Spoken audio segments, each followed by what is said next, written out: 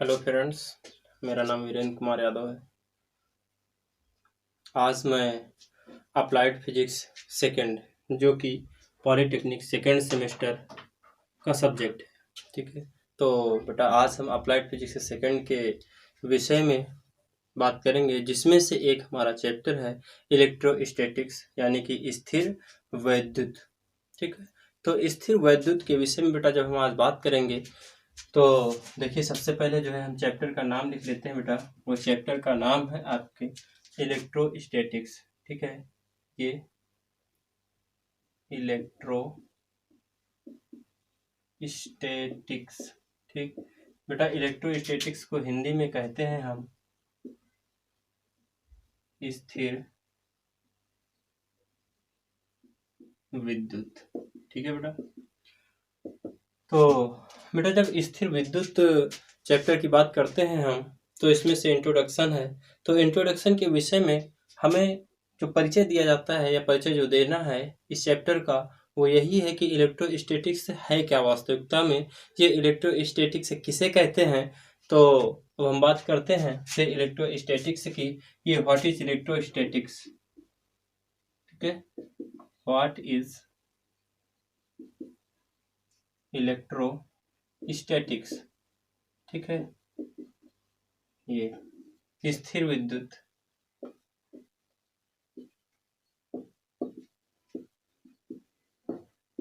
क्या है। तो इस चैप्टर की स्टार्टिंग करने से पहले हमें सबसे पहले यही बात पता होना चाहिए कि वास्तविकता में इलेक्ट्रोस्टैटिक्स क्या है या इलेक्ट्रोस्टैटिक्स किसे कहते हैं, ठीक है। तो बेटा आज हम इस पर बात करेंगे। सभी लोगों को फिजिक्स की डेफिनेशन मालूम होगी या भौतिकी की परिभाषा मालूम होगी कि भौतिकी क्या है या फिजिक्स क्या है, ठीक है।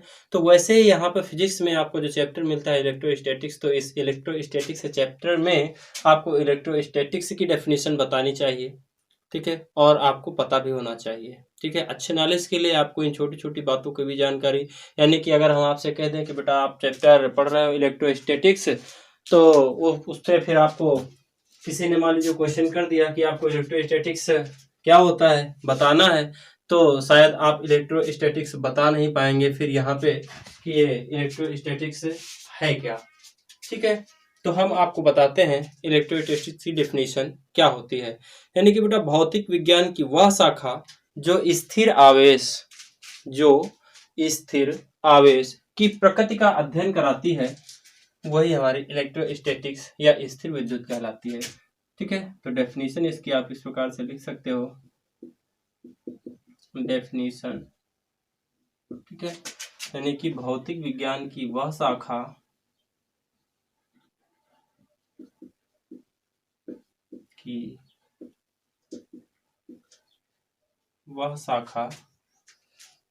जो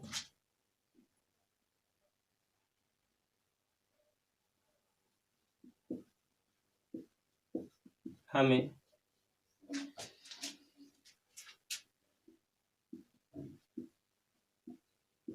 स्थिर आवेश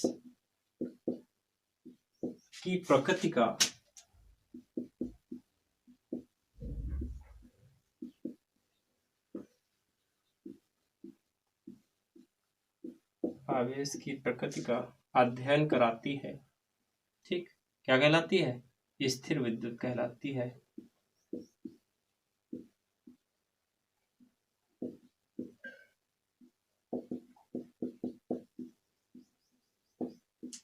ठीक है बेटा। तो ये हो जाती है आपकी इलेक्ट्रोस्टैटिक्स की डेफिनेशन या इलेक्ट्रोस्टैटिक्स की परिभाषा। अब देखिए बेटा, इस अध्याय में जो हम अध्ययन करेंगे यानी कि जो हम पढ़ेंगे, वो पढ़ने के लिए सबसे पहले बात आ जाती है किसकी? आवेश की। किसकी बात आ जाती है? आवेश। यानी कि आवेश को इंग्लिश में कहा जाता है चार्ज। क्या कहते हैं बेटा? चार्ज। सभी लोग ध्यान से सुनिएगा और बोर्ड पर देखते भी रहिएगा, और हमारे इस वीडियो को पॉज कर करके अपने नोट्स में लिखते भी रहिएगा, ताकि आपको एग्जाम के टाइम जो है रिवीजन करने में आसानी रहे, ठीक है। क्योंकि अब ये जरूरी नहीं है कि जैसे ही लॉकडाउन समाप्त होगा तो आप लोगों की क्लासें चलें और उन क्लासों में ये पढ़ाया ही जाए, ठीक है ना।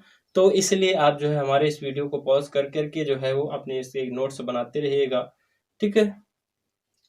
और उसका आप रेगुलरली यानी कि नियमित रूप से अध्ययन भी करते रहिएगा, जिससे कि आप अपनी परीक्षा में अच्छे अंक अर्जित करें। ठीक है ना। तो हाँ, तो बात कर रहे थे बेटा फिर हम आवेश की यानी कि चार्ज की। तो चार्ज होता क्या है? ठीक है, तो बेटा जब हम चार्ज की बात करते हैं यहाँ पर, तो देखिए बेटा, चार्ज दो प्रकार का होता है। एक तो होता है धनावेश और दूसरा होता है ऋणावेश। ठीक है, तो धनावेश और ऋणावेश का मतलब क्या होता है? देखिए, जैसे मान लो कोई पदार्थ है, तो प्रत्येक पदार्थ के कुछ मूल परमाणु होते हैं। क्या होते हैं?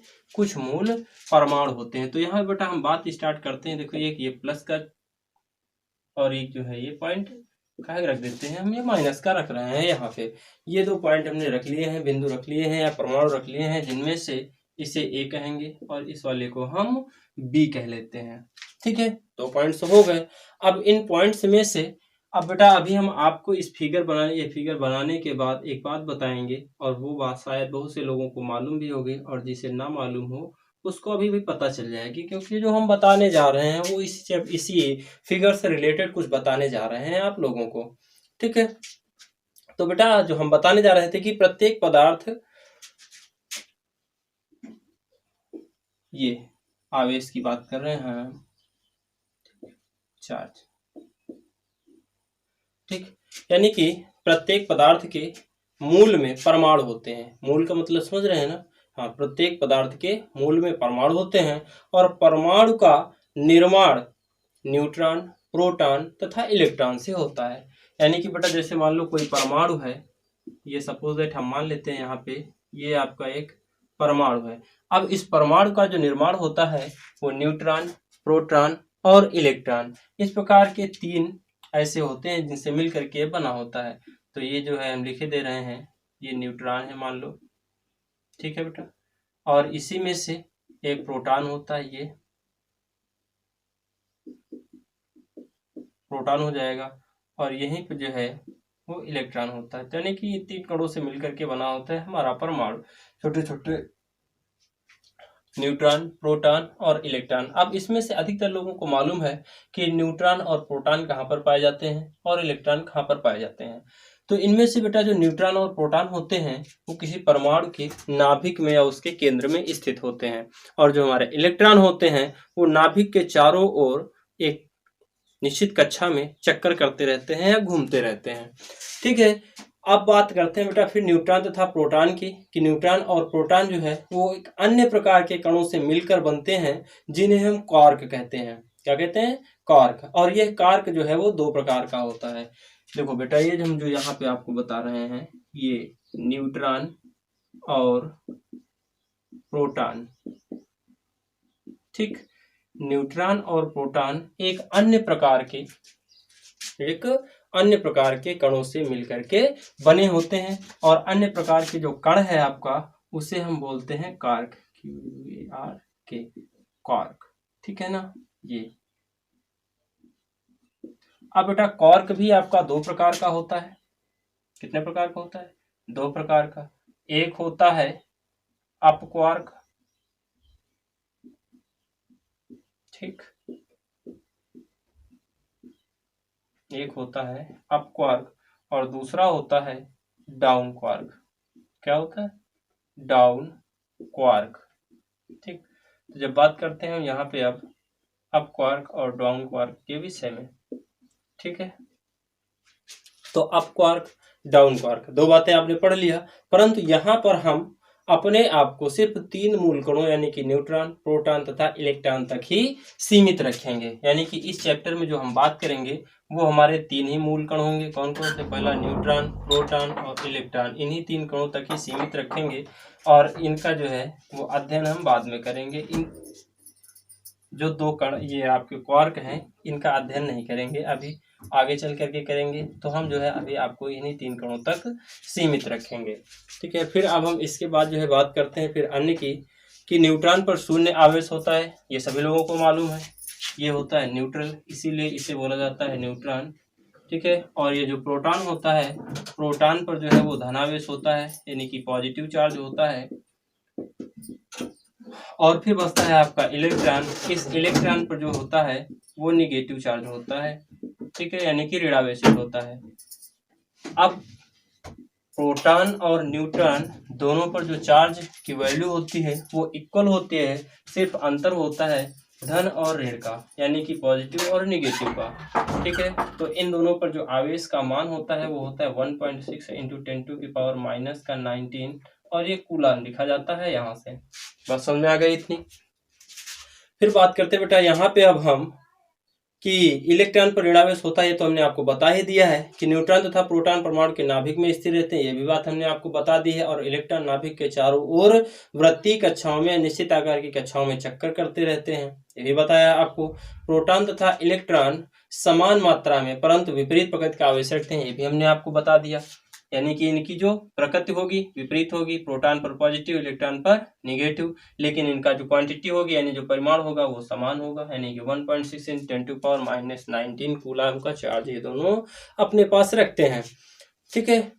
तो अब यहाँ से भी हम देख सकते हैं यदि किसी परमाणु में प्रोटॉनों तथा इलेक्ट्रॉनों की संख्या एक समान रहती है, ठीक, मान लीजिए किसी परमाणु में प्रोटॉनों तथा इलेक्ट्रॉनों की संख्या समान है, तो उस पे जो आवेश का कुल परिमाण होगा यानी कि जो टोटल आवेश होगा, टोटल चार्ज होगा, वो शून्य होगा।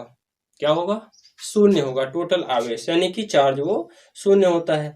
तो अब जो है फिर आगे जब बात करते हैं बेटा हम कि अब यदि कोई दो वस्तुएं हम ले लें और उनको आपस में हम रगड़ना प्रारंभ कर दें, तो उनमें से होता क्या है कि एक वस्तु से इलेक्ट्रॉन उत्सर्जित होकर के दूसरी वस्तु में अपने आप जाने लगते हैं। अब इलेक्ट्रॉन हमने यहाँ पे बोल दिया है तो परेशान होने की कोई बात नहीं है। बात कर रहे हैं हम आवेश की, तो आवेश उत्पन्न होगा तो उसमें से इलेक्ट्रॉन, प्रोटॉन और न्यूट्रॉन तीनों होंगे ना, ठीक है। तो एक वस्तु से आवेश दूसरी वस्तु में स्वतः ही क्या होता है, उत्सर्जित होकर के एक से दूसरे में जाने लगता है। इस प्रकार से दोनों के आवेशित होने का कारण यह है कि एक वस्तु के इलेक्ट्रॉन दूसरी वस्तु में स्थानांतरित हो जाते हैं, ठीक है। अब बेटा जब इस वस्तु के स्थानांतरित होंगे, मान लेते हैं यहाँ पे हमने देखो अभी फिगर बनाया था कि एक वस्तु ए है और दूसरी वस्तु बी है। इस वस्तु ए को हमने प्लस माना है और वस्तु बी को ऋण माना है, ठीक है। अब इनको हम एक तीर के निशान से जोड़ रहे हैं लाइन से, लेकिन इसमें हम देख रहे हैं कि ए से बी की ओर जाने का तीर लगा हुआ है, तीनों लाइनों में दिख रहा होगा सभी लोगों को अच्छे से, ठीक है। तो इसका मतलब यह है कि जो इलेक्ट्रॉन का त्याग करता है, ठीक, यानी कि जिससे चार्ज निर्गत होता है उस पर धनावेश यानी कि प्रोटॉनों की अधिकता होती है, और जो चार्ज को ग्रहण करता है उस पर ऋणावेश यानी कि उस पर इलेक्ट्रॉनों की क्या होती है, अधिकता होती है। यानी कि सॉरी हमने बता दिया, ये जो बताया हमने प्लस का, जो प्लस चार्ज होता है यहाँ पे इसका मतलब ये है कि इसने अपना आवेश दिया दूसरी वस्तु को, तो यहाँ पे जो है प्रोटॉनों की संख्या अधिक हो जाती है, ठीक है। स्पष्ट रूप में आप ये कह सकते हो बेटा यहाँ पे कि जब किसी कण पर इलेक्ट्रॉन की अधिकता होती है तो वो ऋणावेशित हो जाता है, तथा जब किसी कण पर इलेक्ट्रॉनों की कमी होती है तो वह धनावेशित हो जाता है। इस फिगर का मतलब यही है कि जो इलेक्ट्रॉन यहाँ से इधर दे रहा है वो धनावेशित और जो ग्रहण कर रहा है वो ऋणावेशित। बस आपको इतनी सी सिंपल सी भाषा को समझ लेना है, ठीक है। अब बेटा जैसे मान लो हम यहाँ पर कुछ मान लेते हैं, जैसे मान लें माना आवेश को Q से प्रदर्शित करते हैं। ये तो आप सभी लोगों को मालूम है कि जो हमारा चार्ज होता है वो चार्ज को हम Q से प्रदर्शित करते हैं। अब वो Q आपका स्मॉल भी हो सकता है और कैपिटल भी हो सकता है, ये कोई बाउंडेशन नहीं है कि आप जो है स्मॉल Q ही लें या कैपिटल Q लें, ठीक है, ऐसी कोई बाउंडेशन नहीं है, ठीक है। तो आप ये लिख सकते हो चार्ज यानी कि ब्रैकेट में लिख लो बेटा आवेश को Q, ठीक। अब Q मतलब स्मॉल Q या कैपिटल Q, दोनों में से किसी एक से जो है वो हम प्रदर्शित कर देते हैं, से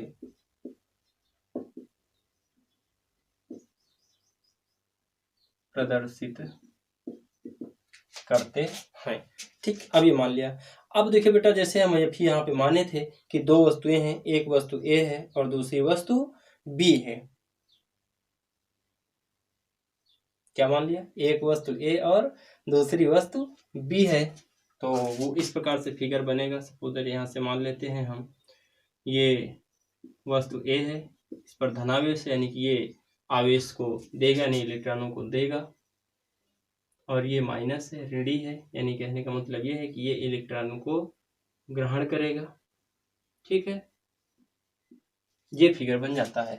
ठीक है, तो अब बेटा लिखेंगे यहाँ पे, मान लेते हैं, माना कण ए ने कण बी को n इलेक्ट्रॉन दिए। यहाँ से तुम लिख सकते हो, माना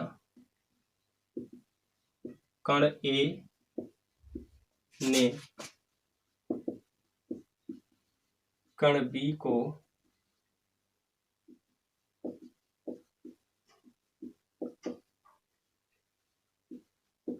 n इलेक्ट्रॉन दिए, तब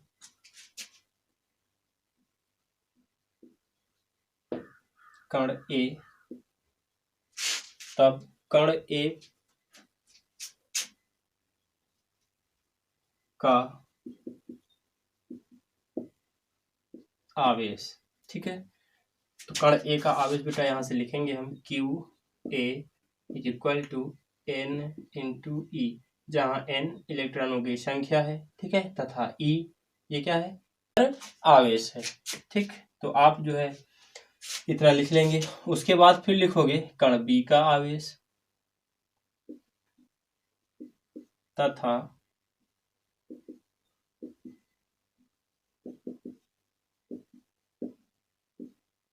कण बी का आवेश। तो जैसे कण बी का आवेश निकालोगे तुम, तो निकल के आएगा Q B is equal to minus N E, यानी कि n इंटू ई। अब बेटा यहाँ पे आप देख रहे होगे, जब हमने क्यू ए यानी कि ए पर आवेश निकालो तो यानी ई लिखा सिर्फ प्लस का, और जब दूसरे कण का आवेश निकाल रहे हैं क्यू बी लिख रहे हैं तो यहाँ पे माइनस का n ई लिख दिया हमने। इसलिए हमने लिखा क्योंकि यहाँ पे जो कण ए है वो इलेक्ट्रॉनों का त्याग कर रहा है, यानी कि इससे इलेक्ट्रॉन निकल करके ए से बी में जा रहे हैं। तो जो इलेक्ट्रॉन दे रहा है वो धनी होगा, यानी कि धनात्मक पॉजिटिव चार्ज वाला, और जो ग्रहण कर रहा है वो निगेटिव चार्ज वाला होगा। तो इसलिए हमने क्यू ए यानी कि कण ए का आवेश प्लस का यानी लिखा है, और कण बी का आवेश जो है वो माइनस का यानी ई लिखा हुआ है। ठीक है, इनमें से अब आपको पता है, अभी हमने बता दिया था कि किसी कण पर इलेक्ट्रॉन या प्रोटॉन का जो मान होता है वो परिमाण में समान होता है, सिर्फ प्रकृति अलग होती है इसकी। तो वो कितना होता है, 1.6 इंटू 10⁻⁻⁻⁹ कूलाम होता है। ठीक है, अब इलेक्ट्रॉनों के स्थानांतरण के फलस्वरूप जो आवेश उत्पन्न होगा, यानी कि हम यहाँ पे लिख लेंगे इलेक्ट्रॉनों के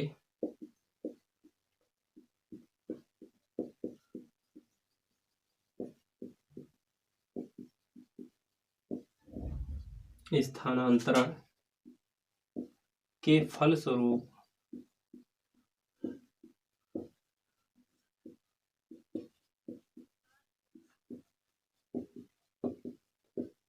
उत्पन्न आवेश Q बराबर प्लस माइनस एन ई।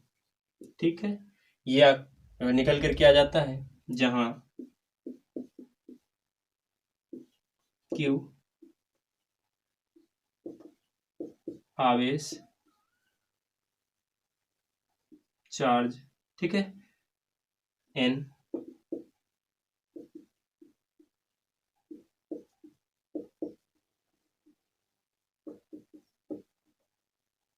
इलेक्ट्रॉनों की संख्या, E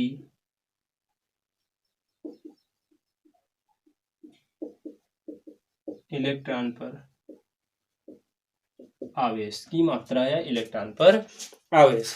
इतनी सी बात जब हम पढ़ लेते हैं यहाँ पे, तो इसके बाद फिर आगे बात आ जाती है बेटा, यानी कि देखो दूसरी बात ये है, यहाँ पे एक नोट पॉइंट आपको लिखना रहेगा कि जो n का जो मान होता है वो बेटा सदैव एक पूर्णांक संख्या होनी चाहिए, यानी कि कोई फ्रैक्शन नहीं होनी चाहिए, यानी कि ये भिन्न नहीं बननी चाहिए। ठीक है, नोट तुम लिख सकते हो यहाँ से, नोट n का मान सदैव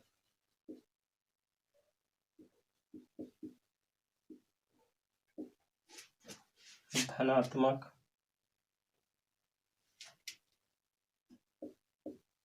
तथा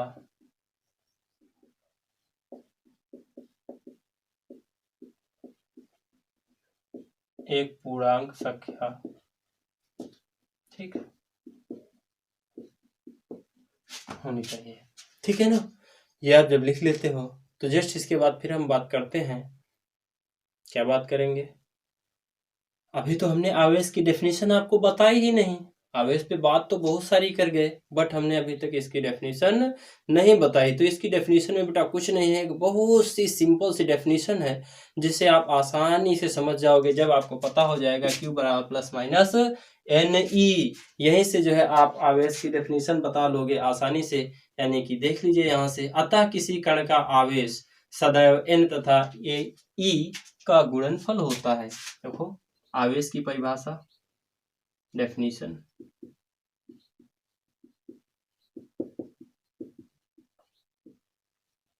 ऑफ चार्ज, है ना। आवेश की परिभाषा आप सिंपल से परिभाषा यहीं से दे दीजिए, Q बराबर यानी E से क्या है, N इलेक्ट्रॉनों की संख्या है और E क्या है, एक इलेक्ट्रॉन पर आवेश, यानी कि इलेक्ट्रॉनों की संख्या तथा उस पर आवेश का गुणनफल क्या कहलाता है, आवेश कहलाता है या चार्ज कहलाता है। हो गई बात यहाँ से।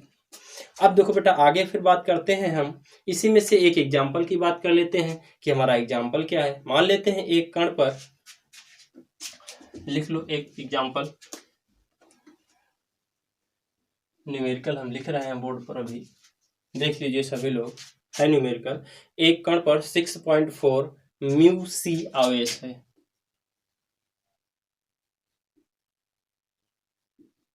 एक कण पर 6.4 म्यू सी आवेश है, ठीक है। फिर उसके बाद कह रहा है स्थानांतरित हुए इलेक्ट्रॉनों की संख्या ज्ञात कीजिए। स्थानांतरित हुए इलेक्ट्रॉनों की संख्या ज्ञात करना है आपको इससे।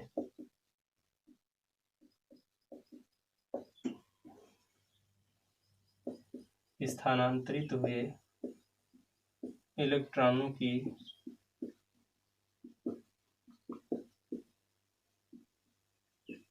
संख्या ज्ञात कीजिए। देखो बेटा जब हम इलेक्ट्रॉनों की संख्या यहाँ से ज्ञात करेंगे तो कैसे ज्ञात करेंगे, अभी हमने आपको फार्मूला बता दिया था। क्या फार्मूला बताया था, आप लिख लोगे यहाँ पे फार्मूला, एक सिंपल सा फार्मूला है बहुत सा, कि क्या बताया, Q बराबर प्लस माइनस यानी E। यही तो आप लोगों को बताया गया फार्मूला, ठीक है ना। तो अब आपको आवेश दे रखा है, इलेक्ट्रॉन ज्ञात करना है, और एक इलेक्ट्रॉन पर आवेश कितना होता है, 1.6 इंटू 10⁻⁻19 कूलाम होता है। तो यहाँ पे लिखोगे चूंकि गिवन दैट, ये लिख लीजिए, दिया हुआ है, क्या दिया हुआ है, Q is equal to 6.4 mu C. लेकिन अब आपको म्यू सी का मतलब यानी कि एक माइक्रो कूलाम, तो एक micro coulomb is equal to होता है 10⁻⁻6 कूलाम, ठीक है ना। तो यहाँ पे हो जाएगा चूंकि एक mu C is equal to 10⁻⁻6 coulomb, ठीक है। तो लिखेंगे हम यहाँ से, इसलिए Q is equal to 6.4 into 10⁻⁻6 coulomb, ये आवेश पता चल गया। फिर यहाँ से लिख लेंगे तथा E बराबर 1.6 इंटू 10⁻⁻19 कूलाम हो जाएगा यहाँ से। फिर नेक्स्ट स्टेप में बात कर रहे हैं हमें जो निकालना है, तो फॉर्मूला हमने यहाँ से Q बराबर यानी लिख दिया था, तो यहाँ से N इज इक्वल टू हो जाएगा बेटा Q और अपान में E, ये सारी वैल्यूज हम यहाँ पे पुटअप कर देंगे। तो लिखेंगे यहाँ से N is equal to 6.4 into 10⁻⁻6 और अपान में हो जाएगा 1.6 इंटू 10⁻⁻19। अब देखिए बेटा यहाँ से दशमलव कैंसिल करेंगे तो 16 से कट जाएगा, 16 चौको 64।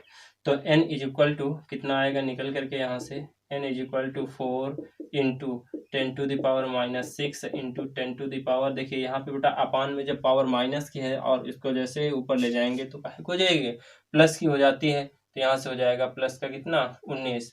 अब देखिए आपको मालूम है कि गुणा में घातें जुड़ती और घटती हैं, तो n इज इक्वल टू हो जाएगा 4 इंटू 10⁻, अब देखो 19 ये प्लस का है और ये 6 माइनस का है, दोनों को आपस में सब्ट्रैक्ट कर दीजिए, कितना हो जाएगा, 19 में 6 जाएगा तो ये हो जाएगा 13।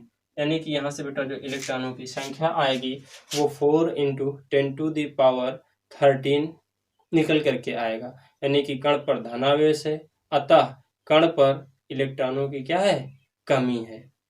कण पर कैसा है, धनावेश है, इसलिए इलेक्ट्रॉनों पर उसकी क्या है, कमी है। ठीक, तो बेटा जो अब हमारा अगला टॉपिक होगा वो होगा कूलम्ब्स लॉ। क्या होगा, कूलम्ब्स लॉ। तो कूलम्ब्स लॉ के विषय में जब हम बात करते हैं बेटा यहाँ से, यानी कि कूलाम का नियम जिसे कहते हैं हम, कूलम्ब्स लॉ हमने बोल दिया है, कोई दिक्कत नहीं है। इंग्लिश और हिंदी का मिक्सअप का हमारा वीडियो होगा, ठीक है ना। तो कूलाम का नियम, इस पर जैसे चर्चा करते हैं हम, तो कूलाम का नियम, ठीक है ना। इंग्लिश में लिखना चाहो तो लिख सकते हो,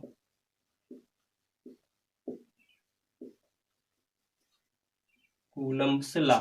अब देखो बेटा कूलाम का नियम क्या होता है। तो कूलाम ने दो बिंदु आकार के आवेशित कणों के मध्य लगने वाले आकर्षण या प्रतिकर्षण बल के लिए एक नियम दिया, ठीक, जिसे कूलाम का नियम कहते हैं। जिसे क्या कहते हैं हम, कूलाम का नियम कहते हैं। अब कूलाम का नियम होता क्या है, देखिए बेटा, इसमें से दो बिंदु आवेशित कण होते हैं, ठीक है। मान लेते हैं ये एक Q1 है बिंदु यहाँ पर, और दूसरा वाला एक बिंदु जो है वो Q2 है इस स्थान पर, ठीक है। और ये दोनों बिंदु कण आवेश, ठीक, एक दूसरे से कुछ दूरी पर समावेशित होते हैं या रखे हुए होते हैं। तो वो कुछ दूरी को हम मान लेते हैं r मीटर, मान लिया इसको, ठीक है। जैसे ही इसे हम r मीटर मानते हैं ये दूरी, तो यहीं से हम जो है वो कूलाम के नियम की डेफिनेशन दे देते हैं। तो कूलाम के नियम की डेफिनेशन यहाँ से ये निकल करके आती है कि इस नियम के अनुसार, देखो लिख रहे हैं डेफिनेशन यहाँ पे, आप लोग लिखते जाइएगा कॉपी में। इस नियम के अनुसार, ठीक। अब इस नियम के अनुसार क्या, देखो बेटा, जैसे आपके ये दो बिंदु कण आवेश रखे हुए यहाँ पे, एक Q1 और दूसरा Q2 है, ठीक है। तो इन दोनों के मध्य में कोई बल लगता है F, ठीक है। ये आकर्षण बल भी हो सकता है और प्रतिकर्षण बल भी हो सकता है। यदि मान लें दोनों आवेश एक ही चिन्ह के साथ में है, यानी कि यदि दोनों पॉजिटिव हैं तो इनमें से आकर्षण नहीं प्रतिकर्षण होगा, और यदि दोनों विपरीत चिन्ह के हैं तो इनमें से आकर्षण होगा, ठीक है। यदि ये एक ही चिन्ह के हैं तो इनमें प्रतिकर्षण बल लगेगा, और यदि ये विपरीत चिन्ह के हैं, यानी कि एक पॉजिटिव दूसरा निगेटिव है, तो फिर इनमें से आकर्षण बल कार्य करता है। तो कूलाम का नियम हमें यह बताता है कि किन्हीं भी स्थिर दो बिंदु आवेशों के मध्य लगने वाला बल इन दोनों आवेशों के गुणनफल के अनुक्रमानुपाती तथा इन दोनों कणों के बीच की सीधी दूरी के वर्ग के व्युत्क्रमानुपाती होता है, ठीक है। तो आप इसको जो है गणितीय भाषा में भी देख सकते हैं यहाँ पर कि ये बनेगा F is directly proportional to Q1 into Q2। ये इक्वेशन फर्स्ट बन जाती है यहीं से। सेकेंड इक्वेशन क्या बनेगी, F is directly proportional to 1/r²। ये इक्वेशन सेकेंड हो जाएगी। अब जैसे यहाँ पे लिखेंगे combine the each equation first and second, combine the equation first and second, ठीक है। तो जैसे फर्स्ट एंड सेकेंड इक्वेशन को हम कंबाइन करते हैं बेटा, तो ये निकल करके आ जाता है F is directly proportional to Q1 Q2 और बटे में r²। अब देखिए यहाँ पे प्रोपोर्शनल यानी कि अनुक्रमानुपाती का चिन्ह लगा हुआ है।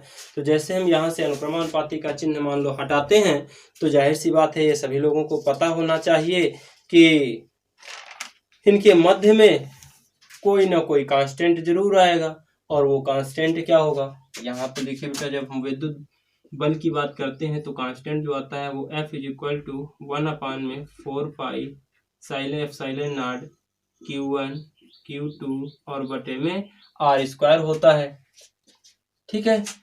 1/4 pi epsilon not Q1 Q2 by r², जहाँ 1/4 पाई साइलेंस नॉट एक समानुपाती नियतांक है, ठीक है। तो तो आप इसको लिख सकते हो, जहां 1/4 पाई साइलेंस नॉड, ठीक, या एफ साइलेंट नॉड एक समानुपाती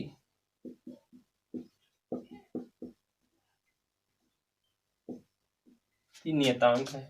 ठीक, नेक्स्ट स्टेप में आगे आप इसी को लिखोगे, SI पद्धति में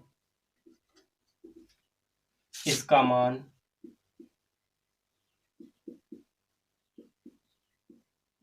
9 × 10⁹ न्यूटन मीटर स्क्वायर प्रति कूलाम स्क्वायर होता है।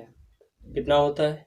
न्यूटन मीटर प्रति कूलाम स्क्वायर, न्यूटन मीटर प्रति कूलाम स्क्वायर। इतनी बात समझ में आ गई? इसका मान 9 × 10⁹ न्यूटन मीटर प्रति कूलाम स्क्वायर होता है। ठीक है, अब फिर बात करते हैं यहाँ पे हम नेक्स्ट स्टेप में क्या बात कर रहे हैं। अभी इसी में बेटा आपको एक दिख रही होगी छोटी सी चीज, ये दिखा हुआ है ई और इसके बेस में 0 लिखा हुआ है, तो इसे ई नहीं पढ़ते हैं, इसे बोला जाता है एप्सिलॉन नॉट। अगर ये 0 नहीं लिखा हुआ है तो फिर इसे एप्सिलॉन ही बोला जाएगा सिर्फ, और यदि ये इस टाइप का लिखा हुआ है तो ये जो है वो एप्सिलॉन नॉट पढ़ा जाता है। सभी लोगों को मालूम होगा, इंटर में सभी लोगों ने पढ़ा होगा, फर्स्ट ईयर में भी पढ़ा होगा, कुछ बच्चों ने इंटर में पढ़ा होगा, जैसे भी जो छात्र हैं सभी लोगों ने पढ़ा होगा। और नहीं पढ़ा है, मान लो सपोज दैट कोई एकेडमिक स्टूडेंट्स है, ठीक है, जैसे फर्स्ट ईयर या इंटर का ही स्टूडेंट है, तो वो यहाँ से देख सकता है अपना कि एप्सिलॉन नॉट इसे पढ़ा जाता है, और यदि सपोज दैट सिर्फ ऐसे ही लिखा हुआ है तो इसे एप्सिलॉन ही बोला जाता है। ठीक है, तो हम इसको लिख लेंगे यहाँ से कि जहां एप्सिलॉन नॉट निर्वात की विद्युतशीलता है। क्या है? निर्वात की विद्युतशीलता है। ठीक है, तो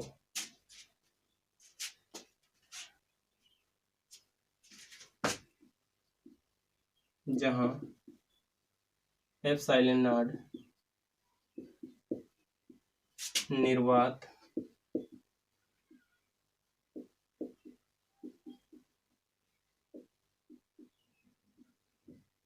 की विद्युतशीलता है। ठीक है, यानी कि अगर आप इसे इंग्लिश में लिखना चाहो तो इंग्लिश में भी लिख सकते हो, यानी कि electric permeability of free space, electric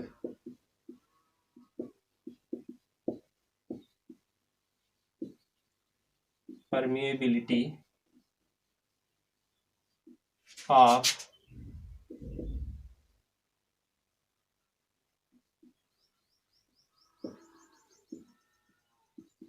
free space. ठीक है, निर्वात की विद्युतशीलता। ठीक है, एप्सिलॉन नॉट का एसआई पद्धति में मान, एप्सिलॉन नॉट का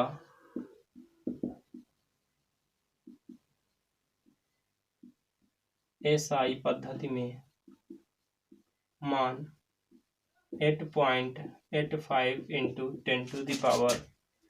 10⁻⁻12 कूलाम स्क्वायर प्रति न्यूटन मीटर स्क्वायर होता है। ठीक है, एसआई पद्धति में एप्सिलॉन नॉट का मात्रक मान 8.85 × 10⁻⁻12 कूलाम स्क्वायर प्रति न्यूटन मीटर स्क्वायर होता है। ठीक है ना। अब एप्सिलॉन नॉट का विमेय सूत्र, कि इसका विमेय सूत्र क्या होता है बेटा, तो जैसे इसका विमेय सूत्र निकालेंगे यहाँ से हम, तो इसी फॉर्मूले से निकाल सकते हैं जो अभी हमने आपको लिखा था। ठीक है, तो लिखेंगे हम dimension formula of epsilon not. ठीक है,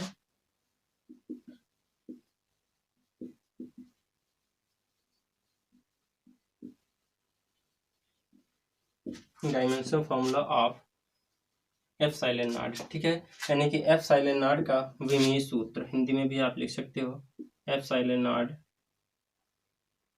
का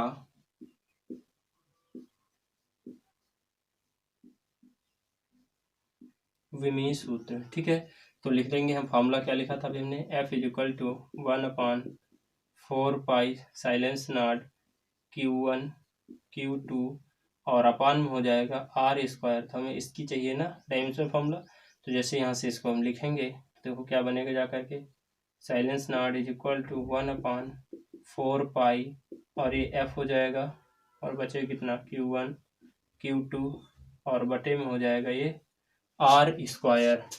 इतनी बात समझ में आ गई यहाँ से। अब इसके बाद जब इतनी बात आपको समझ में आ जाती है, तब फिर हम यहाँ पे जो 1/4 पाई होता है इसे हम कर लेते हैं कांस्टेंट। क्या कर लेते हैं? कांस्टेंट, क्योंकि इसका फॉर्मूला, इसकी डायमेंशन होगी नहीं, जब इसका मात्रक नहीं होगा तो इसकी डायमेंशन नहीं होगी, यानी कि 1/4 पाई कांस्टेंट है। ठीक, तब यानी कि इसके बाद अब क्या लिखेंगे हम यहाँ से, बचेगा क्या, epsilon is equal to 1/f Q1 Q2 upon में कितना हो जाएगा आर स्क्वायर। तब एफ साइलेंट का विमीय सूत्र इज इक्वल टू 1/f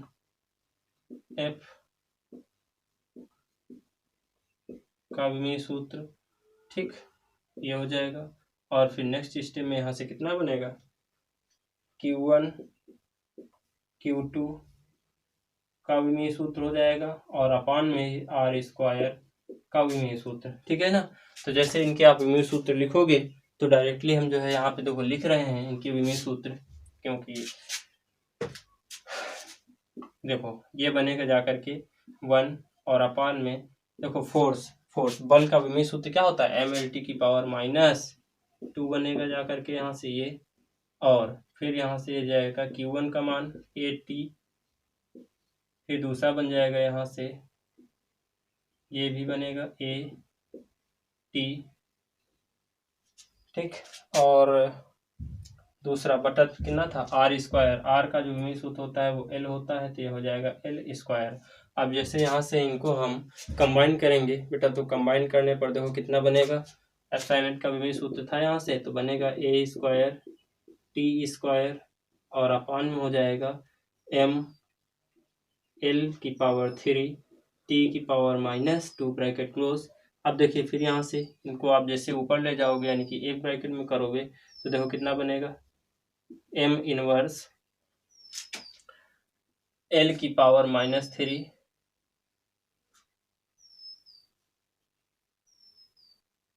ये बना, और T की पावर 4 बनेगा, फिर निकल के आए और बचेगा यहाँ से कितना, A की पावर -2। देख लीजिए कुछ छूटा तो नहीं है, वैसे सारे हो गए हैं। यहाँ से M इनवर्स L की पावर -3, T की पावर 4, और A की पावर, सॉरी ये प्लस का 2 होगा, यहाँ पे माइनस का 2 नहीं होगा। ठीक है ना, A की पावर 2 हो गया। ये जो है वो किसका फॉर्मूला निकल कर के आ गया, निर्वात की विद्युतशीलता की, यानी कि एफ साइलेंट नॉट का डायमेंशनल फॉर्मूला यहाँ से क्लियर हो गया। ठीक है, अब बात कर लेते हैं यहाँ से आवेश की इकाई परिभाषा की, कि आवेश की इकाई परिभाषा क्या होती है। आवेश की इकाई परिभाषा क्या होती है, तो ये बहुत सी सिंपल सी बात है। आवेश की इकाई परिभाषा समझना है आपको अगर, तो कोई भी जरा सा भी आपको दिक्कत नहीं होनी चाहिए इकाई परिभाषा, क्योंकि आपने कूलाम का नियम पढ़ लिया है, और इस कूलाम के नियम से ही आप इकाई परिभाषा की, यानी कि आवेश की इकाई परिभाषा की डेफिनेशन पढ़ सकते हैं। आवेश की